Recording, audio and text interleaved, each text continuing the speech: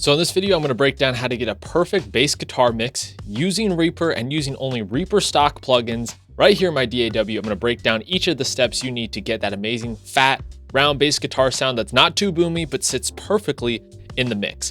But before that, I have a free guide that gives you all the free tools that you need to create amazing recordings in your home studio. And you'll also get access to all of my Reaper templates, which I'm going to be using a Pro Tools Reaper template here that can help spice up your Reaper projects and make you feel more creative in the DAW itself. Okay, let me get straight to the mixing tips and let's figure out this bass guitar. Okay, so I'm in my DAW now. Let me just play the track for you real quick so you get an idea of the context of what we're going for, and then we'll start mixing this bass guitar track.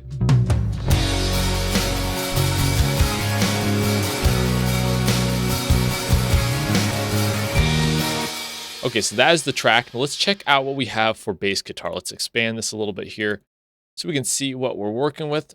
So when it comes to bass guitar, and especially in Reaper, before you even touch a plugin, one of the best tips is to record a DI and some sort of an amp track. So I used an amp sim for this one. You can use any other amp sim you want, or we can find a way to do a dual processing. But record the DI. This is what the DI sounds like.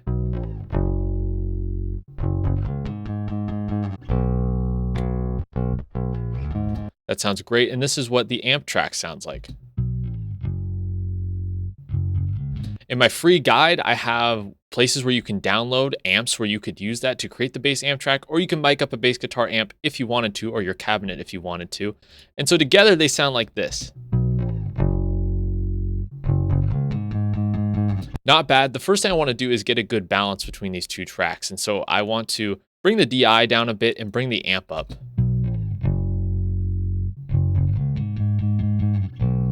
Because I want the stringiness and attack of the DI,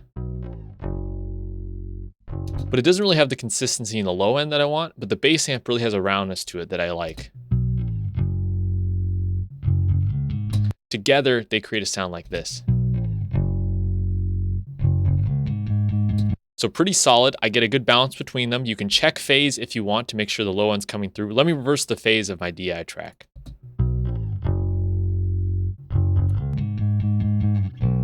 I think it sounds better with the phase normal, so we're going to leave it like that. Now let's go to the overall processing. I have both of these tracks in a folder going to another bass guitar track. So when I process this, it'll process both tracks together, which is what I want for the bass guitar. Let's start off with something real simple. Let's start off with an EQ track here. I'm going to use REAPER. Let me expand it a little bit so you can really see what's going on. Now with a bass guitar and a rock track like this, what I really want to do is bring out the low end, make it consistent, but also bring up some stringiness in the top end to make it present enough. Where I don't want to add too much boost is going to be the mid-range. That's where the guitars are sitting. That's where the vocals are sitting. So I don't want to boost too much there. For example, here's the guitar track. That is pure mid-range. So what we're not going to want to do is this, because that's exactly where the electric guitars are sitting. So first thing I'm going to do is boost some frequencies I like. Let's boost around 100 Hertz. That's a good place to start. What I'm also going to do is high pass the bass guitar at about 50 Hertz. We don't need all the sub information. What I want is this low punch around 100. Boost until it sounds about right for you. And then I'm going to add some stringiness in the top end, but first I'm actually going to use a low pass filter around 13K. In my opinion, we don't need the information above 15K to get the presence in the bass guitar. But up here in about the 8, 5, 6K range, I do want to add some presence. So far we've changed this. More top end, more presence. Now I do want to dip in the mid-range a bit. This 1K spot. And then around 500 where it's a little too boomy. I use a tight Q to find a frequency that's not pleasing. To me, this 327 is not very pleasing frequency. I'm going to dip some of that out with a tight Q.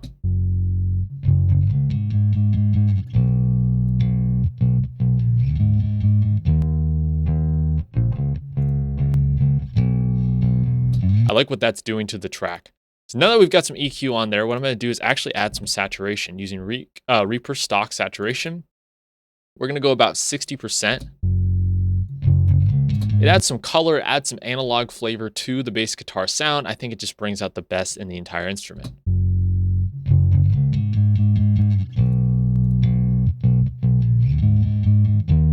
Just gives the whole thing a bit more life. Next, we're going to come in with a compressor. I'm going to use the Reaper stock compressor.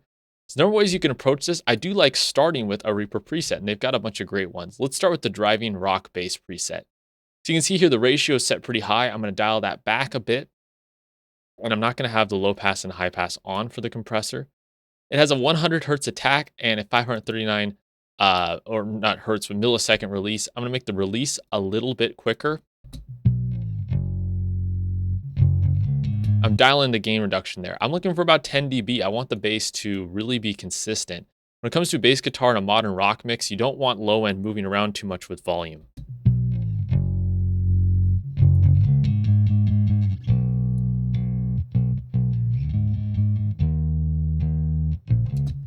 So you can see it's oscillating between about 5 to 10 dB of gain reduction. That is perfect for us because I'm going to bring in a limiter actually here next to level out that bass guitar a little more.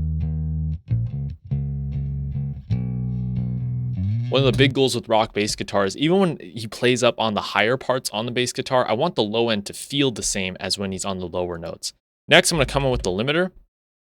Reaper actually has a great stock limiter called Real Limit.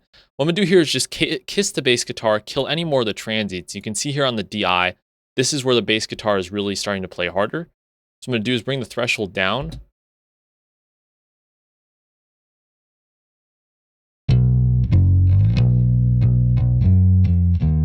Set my ceiling, I'll put it around -5. This is really where I can set the volume.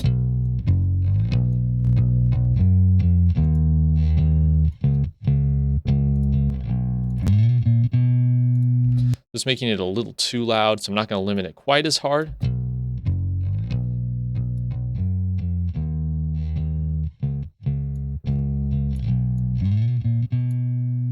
This is just to keep any of these bass guitar notes from really popping out too much.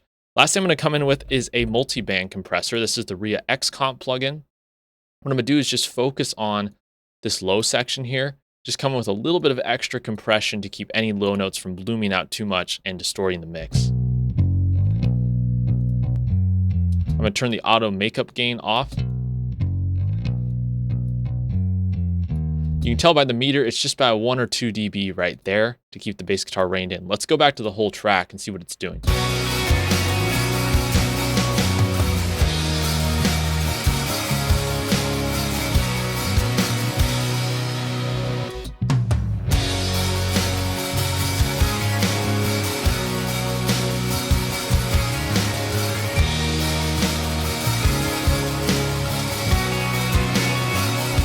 Now we have it compressed and limited. We just kind of bring up the level to where we like it. And there you go. That is a bass guitar mix in Reaper. Let me go over the 5 plugins again. I'll bypass them all here.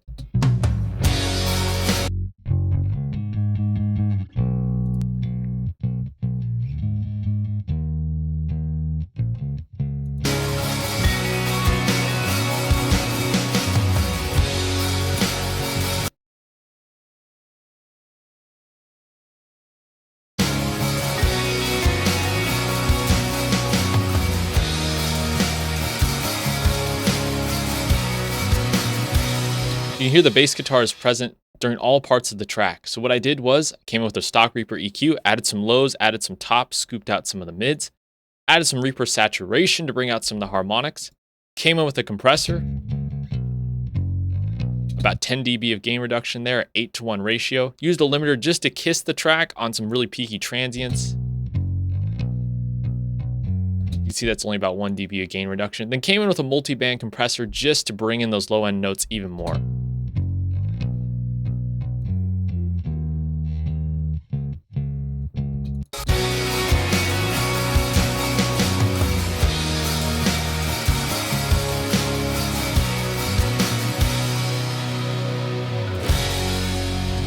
So that's how to mix your bass guitar track in Reaper. If you have any questions, go ahead, leave a comment down below. I'd like to hear what you guys have to say. And if you have any questions about my mixing approach, I'd love to help you guys out. Like and subscribe to the channel to keep seeing videos like this, and then go ahead and access my free guides. I've got a bunch of great stuff, Reaper templates, free plugins to help you, create amp tracks, create tracks, drum samples. It's all there. So go ahead and check that out in the description down below. Thank you so much for watching. Anyways, I'll see you guys next time.